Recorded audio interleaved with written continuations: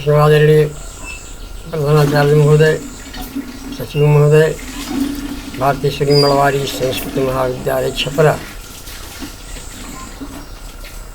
के निर्देशानुसार घर से कक्षाओं के संचालन क्रम में मैं डॉक्टर चंद्रभान त्रिपाठी शास्त्री तृतीय वर्ष में विश्वविद्यालय द्वारा प्रस्वीकृत पाठ्यक्रमानुसार अष्टम पत्र में रघुवंश महाकाव्यम का 13वां और 14वां सर्ग पढ़ना है। तो आज मैं 13वें सर्ग का प्रारंभ कर रहा हूँ। व्याख्या भाग जो छात्रों के हित में होगा। उसमें 60 अंक का रघुवंश महाकाव्यम है और 40 अंक का उत्तर मेघ है। क्रम से मैं दोनों का एक घंटी आज अपने छात्रों को, शास्त्रीय तृतीय वर्षीय छात्रों को इसका अवबोधन कराऊंगा। मैं इसके अन्वय सप्रसंग व्याख्या, प्रसंग सहित व्याख्या करते जाता हूँ। मुझे उम्मीद है कि मेरे छात्रों को इससे लाभ मिलेगा और ये परीक्षाओं में अपनी प्रतिभा का यह प्रदर्शन करेंगे। तृतीय सप्तम में ये त्रयोदश सर्ग में पहले कथा समझ लीजिए। त्रयोदश सर्ग में रावण विजयोपरांत भगवान श्री राम जनक नंदिनी विदेह तनया जगत माता सीता को साथ में लेकर और पुष्पक विमान से वो अयोध्या के प्रति प्रस्थान कर दिए हैं, चल रहे हैं। आकाश में अवस्थित रहकर ही वह समुद्र को देख करके और समुद्र की सुषमा का वर्णन जगदम्बिका माता सीता से करते हैं। हे सीते, देखो समुद्र कितना सुंदर दिखाई दे रहा है ऊपर से। समुद्र की सुषमा का सौंदर्य का वर्णन है। भगवान श्री राम यह बताएंगे कि जैसे समुद्र पर बांध देने से समुद्र दो भागों में कैसे विभक्त हो गया है। अब जानते हैं कि लंका विजय के पूर्व भगवान श्री राम ने नील की सहायता से समुद्र पर बांध कर पुल बनाकर और लंका पर प्रस्थान किया था। इसमें नली पत्थरों को रखते जाते थे। वो पत्थर जल पर जो है राम राम लिखे हुए पत्थर थे और पत्थर जल पर तैरते थे और भगवान श्री राम उन्हीं पर उनको जोड़ करके पर्वत बंदर समूह सेना द्वारा उस पर्वत के पत्थर को जोड़कर पुल बना देने पर स्वल्प समय में ही वह पुल तैयार हो गया था, जो लंका और भारत को जोड़ने की एक कड़ी हो गई थी। और जाते समय उन्होंने वहीं समुद्र तट पर जब पुल का निर्माण हो गया तो भगवान श्री राम ने भगवान अनादि निधनो देवः जो महाकाल कालेश्वर भगवान शिव हैं, उनकी स्थापना कर उनकी पूजा की थी। और पूजा में वो आचार्य कौन पूजा कराएगा, इसके लिए वो लंकाधिपति रावण को बुलाए थे। ये कथा कंबू रामायण में वर्णित है। वाल्मीकि रामायण में तो कथा नहीं है। और रामचरितमानस तो पूर्णतः जो है वो तुलसीदास जी का जो है मानस है। तुलसीदास जी ने स्वतः आगे लिख दिया है कि नाना पुराण निगमागम सम्मतम यत रामायणी निगदितम क्वचित अन्यतोपि। रामचरितमानस साधारण पुस्तक नहीं है। गोस्वामी तुलसीदास जी है डिंडिम घोष करते हैं नाना पुराण निगम आगम, जो 18 पुराण है।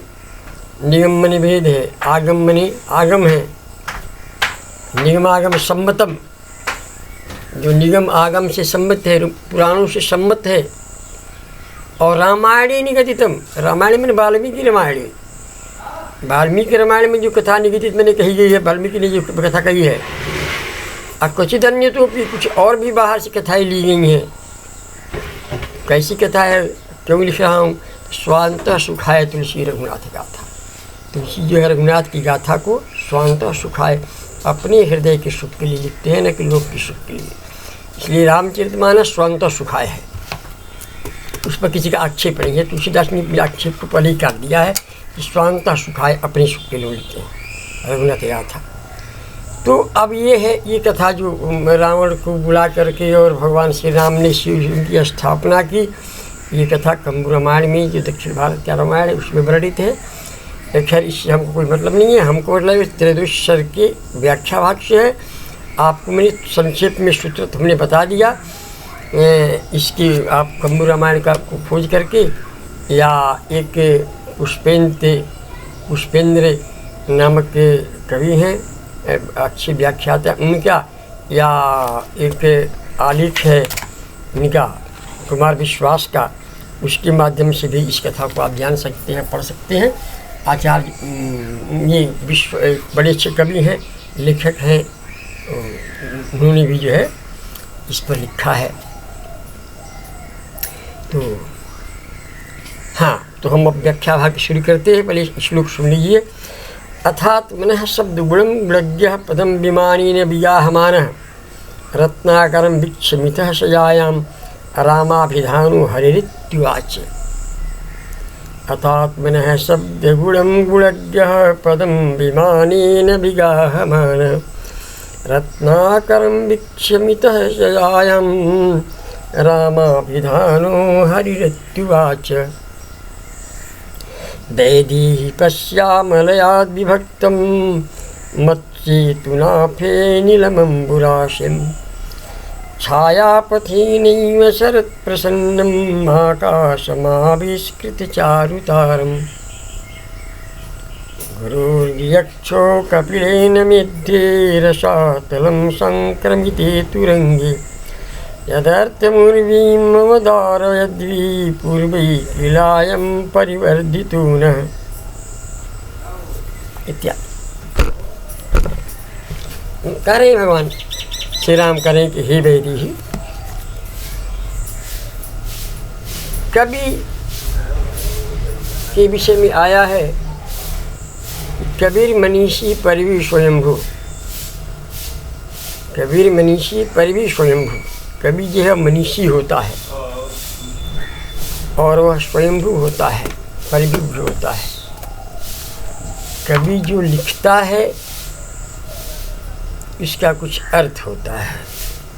वो भी महाकवि कालिदास जैसा व्यक्ति यदि कुछ लिखता है तो उसके प्रत्येक पद का कुछ विशेष अर्थ माना जाता है, कुछ विशेष अर्थ होता है।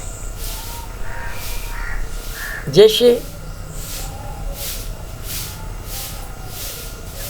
कोई भी कवि हो, चाहे हिंदी साहित्य का हो, चाहे संस्कृत साहित्य का हो, गोस्वामी तुलसीदास ने लिखा है कि जाहि विधि राखे राम ताहि विधि रही। इसका अर्थ हम लोग लगा लेते हैं कि जैसे भगवान रखते हैं वैसे हमको रहना चाहिए। नहीं नहीं, ऐसी बात नहीं है। इसका साक्षात अर्थ है, आपको तो व्याकरण लक्षण ग्रंथ भी पढ़ना है। अपनी उनकी कक्षाओं में शास्त्री प्रथम वर्ष में साहित्य दर्पण को पढ़ा होगा, साहित्य दर्पण में लक्षणा पढ़ा होगा।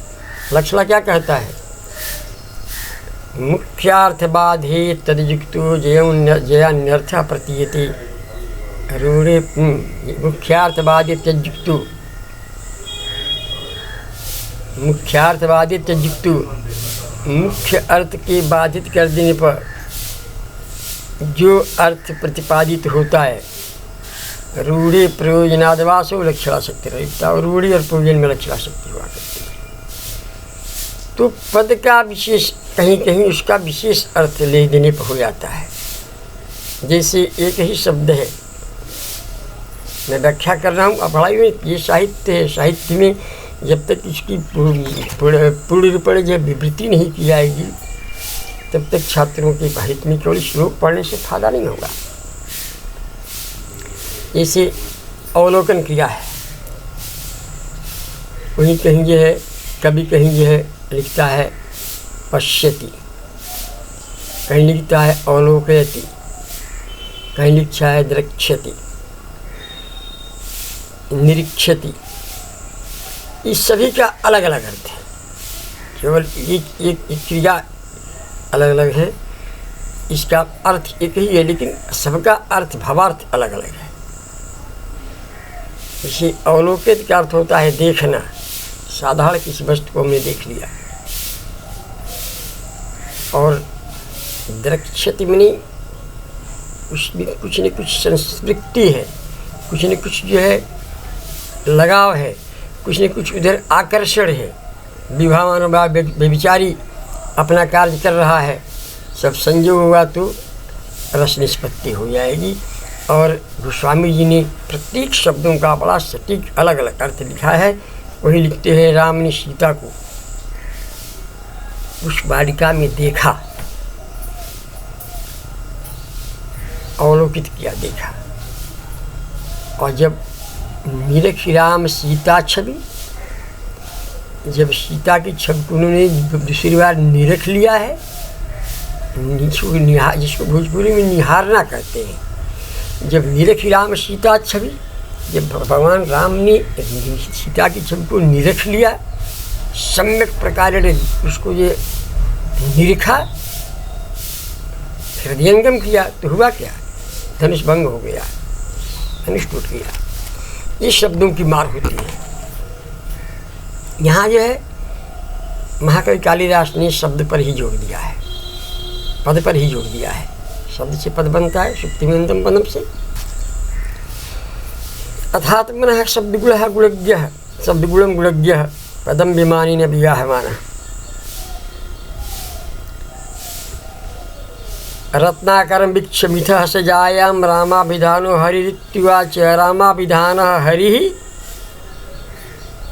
जायां मिथः रत्नाक्षरं वीक्ष्य विमानेन अवगाहमानः। आत्मनः शब्दगुणं गुणज्ञः उवाच।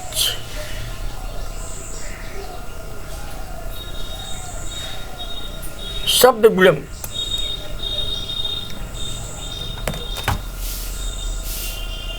तर्कशास्त्र में आया है,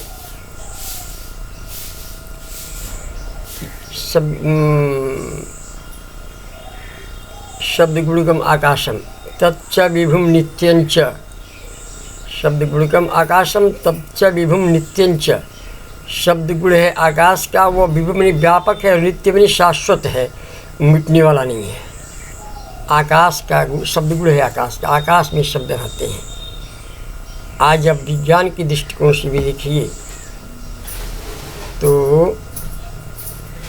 पहली बात है कि शब्द अनश्वर है, शब्दों का नाश नहीं होता है, शब्द अनश्वर है, उसका अक्षर नाम है। अक्षर में होता है न क्षरतीति अक्षर है, जिसका कभी क्षर नहीं होता है, नाश नहीं होता है, उसको अक्षर कहते हैं।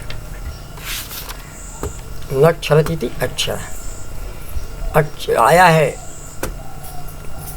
कि अकारः सर्ववर्ण्याग्रह प्रकाशः परमः शिवः। अकारः सर्ववर्ण्याग्रह प्रकाशः परमः शिवः। आकार ये होता है सभी वर्णों के अग्रभाग में होता है, प्रकाश रूप होता है, और प्रकाशः परमः शिवः, परम शिव स्वरूप होता है आकार। वहीं आया है कि अथ मुश्च स्वयंभुव। अथ और ऊँ है साक्षात स्वयंभू, आज परब्रह्म परमेश्वर है। अथ मुश्च स्वयंभुव, साक्षात परब्रह्म परमेश्वर का स्वरूप है। इसलिए महाभाष्यकार लोग कहते हैं कि अथ शब्द से महाभाष्य का प्रारंभ हुआ है, इसलिए अथ ये परब्रह्म परमेश्वर की आराधना का एकमात्र सूत्र है। अथ मुश्च स्वयंभुव। शारदा तिलक में एक ग्रंथ है शारदा तिलक। शारदा तिलक में लिखा है कि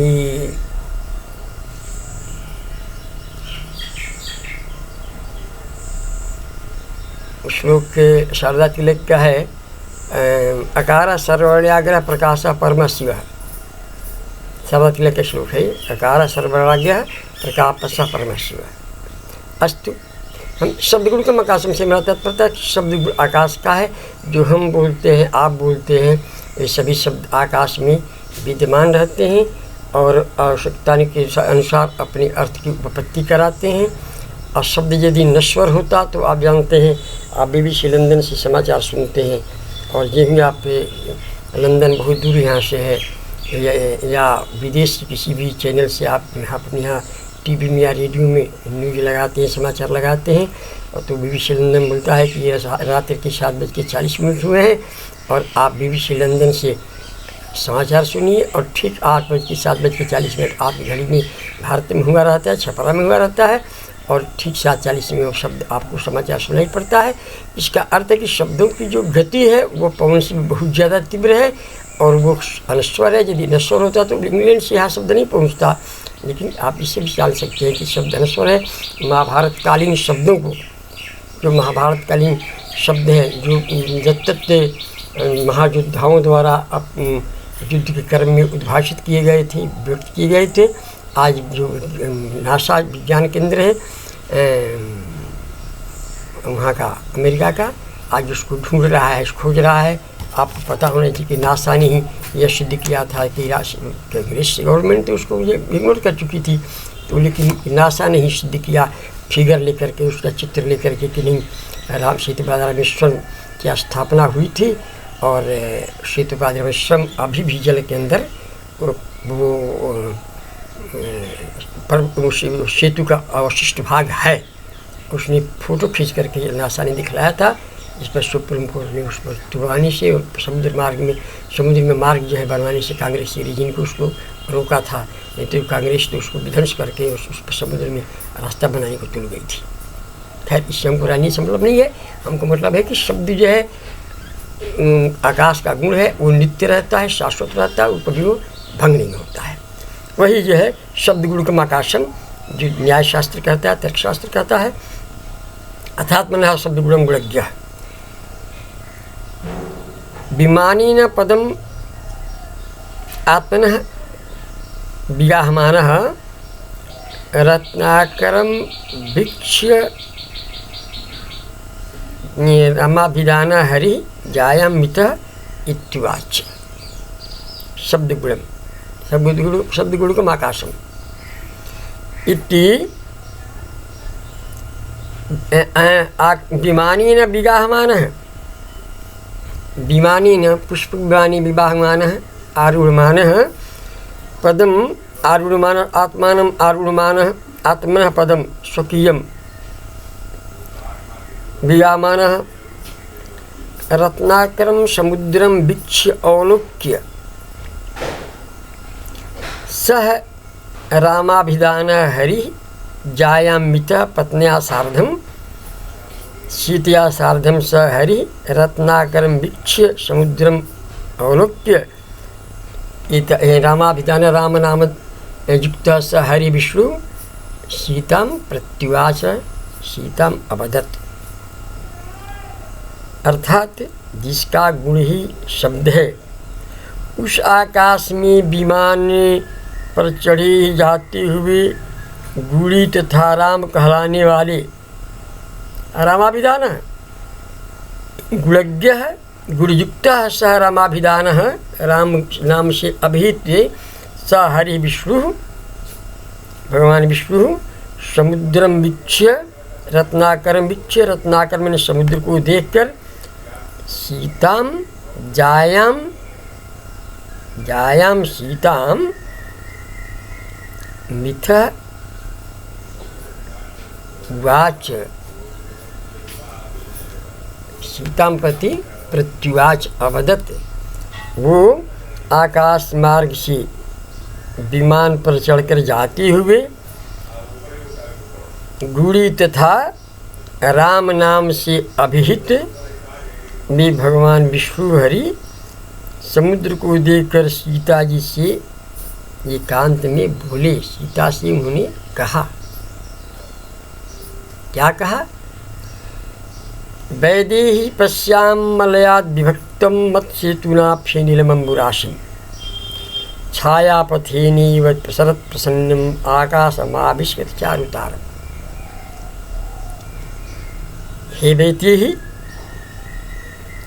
विदेहस्य आपत्यम स्त्री वैदेही, विदेहस्य अपत्यम स्त्री वैदेही, जो विदेह की अपत्य मैंने पुत्री है उसको वैदेही कहते हैं।